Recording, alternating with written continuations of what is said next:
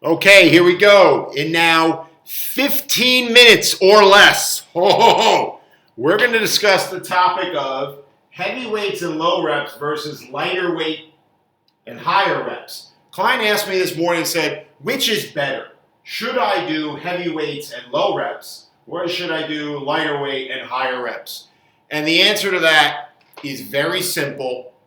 You just got to identify your population, which in my case, I'm not training Olympic athletes. I'm not training bodybuilders or power lifters. I'm training the general public to build some muscle, to be more functionally independent for as long as they can in their life, and to be fitter and healthier enough to make it harder to kill them. And I don't mean like Seagal killing gangs in liquor stores.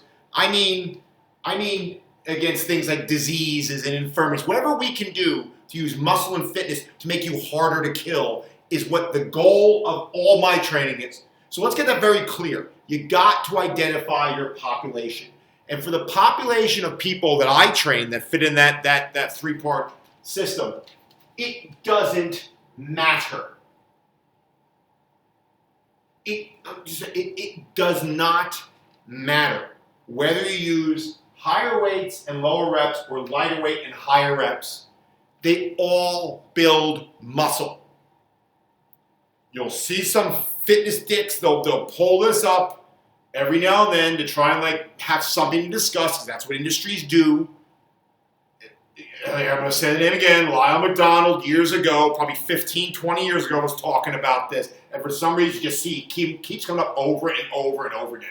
When you're talking even about bodybuilders, but just the general fitness people, it all builds muscle, so it has absolutely nothing to do with which is preferable based on anything other than, actually scratch that, it doesn't matter. It all builds muscle, so who cares?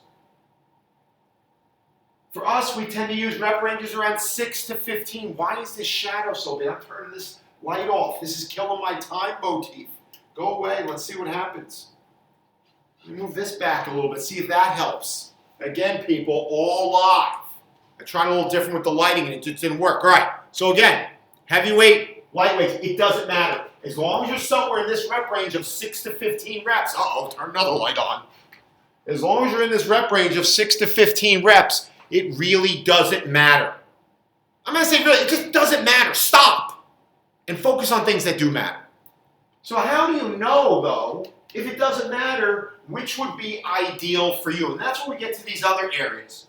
Right? That's when we get to these other areas of how to determine whether you should be lifting heavier weights with lower reps or lighter weight with higher reps. And here's the answer.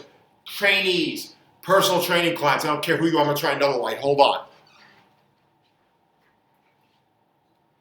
Let's see what happens. It's very shadowy today. Okay. Your joints. And I don't mean the ones you smoke. We're not blazing up here. It's a fitness podcast. Not that that matters. It's not going to take away from your fitness. But do you have the joints to lift heavier weights? If you don't have the joints to lift heavier weights, guess what you don't do? You don't lift heavy weights, and it doesn't matter because they all build muscle in the general fitness population anyway, so who cares? These days, my body's so beat up, I do what are called glue workouts. My weightlifting workouts are designed to do one thing, and that's keep my body in one piece, not tear it apart. I don't feel like getting joint replacements anytime soon. I don't consider that a badge of honor. Weight training, while it's done a lot of wonderful things for me, does not solve all my emotional problems. So therefore, I'm not going to kill myself, destroy my body to lift weights I shouldn't be lifting. So number one is, can your joints handle the heavy weights? If they can't, don't worry about it. It is not absolutely necessary to lift heavy weights with low reps. If your body can't handle it, don't do it. Do what I do. Stay in the higher end of that rep range. 6 is already a higher end anyway. It's not 1, 2, 3, 4, 5. And you'll be fine. You're not losing. You're not missing out on anything. Again, this is industry nonsense to try and make you think there's some secret out there they need some awesome trainer to give you. We've known for years that that's totally irrelevant. So as long as you stay in that 6 to 15 rep range, and over time you add more weight, or you add more sets, or you add more reps, or you find exercises that are better for your structure, or you get more efficient, you get better at doing the exercises, that's what matters. not necessarily whether you lift monster heavy weights or not. As long as the weights are progressive over time, they're going to build muscle in you as long as you stay within that range. So number one is, can your joints handle? Look, if my joints can handle heavy weights, I go start lifting. I'd start picking up refrigerators tomorrow. I'd go pick up my own refrigerator, and there's nothing wrong with it. Just because to me it's cool to pick up heavy stuff, and it makes me feel better about myself. That was a moment I just had with myself. But here, so if your joints can't handle it, don't worry about it. If they can, do whatever you want to do. So that's number one. That would be the one thing I would say is a determining factor as to whether or not you should lift heavy weights with light reps. Heavy weights with low reps or lower weights with higher reps is, can your joints handle? If they can't, don't worry about it. Right? Before I start getting like an infomercial and keep going on, let's get to the last category here because I only have about 9 minutes left. The only other determining factor is where you fit in this continuum is going to be you, is going to be your genetics, and is going to be your personality. Why are my shadows so bad today? Are your genetics and your personality. So people are not all built the same. I'm going to blow your mind here. No matter what the self-help and personal trainers tell you, when you see really, really strong people, training methods didn't make them that way. You can get a strong person stronger or a weaker person stronger, but you can't build world-class strength in everyone because that has huge genetic components to it. Some people are simply faster than others. Some people are more explosive, more powerful than others. People love to sell training methods and say, look, my training method will make you fast and explosive. No. Training can make you a faster version of yourself, a more explosive version of yourself. It will not give you world-class speed. When you see world-class athletes, they started at a level and built up to here. What you might do is go from here to here, which is great, but it's not absolute. So understand, some people have faster, more explosive muscles. Some people have bone structures that are built like goddamn oak trees. And some people have bone structures that are built like reeds. They're long and thin. Both have advantages and disadvantages. What oftentimes happens is the oak trees, I always talk about Mr. Thick Wrists and elephant calves. He wants everyone to lift barbells and power lift. Why? Because he's built like a goddamn oak tree. So those heavier weights and lower reps, they work really well for his structure. And so therefore, like a non-fitness professional, what he does is he assumes that that's right for everyone. And he comes with a whole litany of rationalizations as to why you should do what he does because that's what works for him or her. Whereas you got the reeds, they tend to be like the yoga people, like, hey, look at me, I'm a tree. And they start doing all this lighter weight, high rep stuff because they're not well built for the stuff the oak does. So they badmouth the oak without realizing that, hey, look, that's your body type. You're not structurally well built to lift heavy weights. So therefore, since it doesn't matter for the general fitness population to build muscle, I'm playing with the lights here. Since it doesn't matter, pick one or the other based on your body type. You can tell just by looking at you whether you're an oak tree or a reed. And then you might understand why you tend to preference one thing or the other. But you got all these big weightlifter guys who, oh, these people, they just can't lift heavy weights. Yeah, they can't. They're not built for it like you. And the next thing is personality. Some people are Rambos and some people are Rudys. And I was told a story once by the equipment manager at my college football, our college football team. And I don't know if the story's true, but it's a great story, so I'm going to tell it anyway.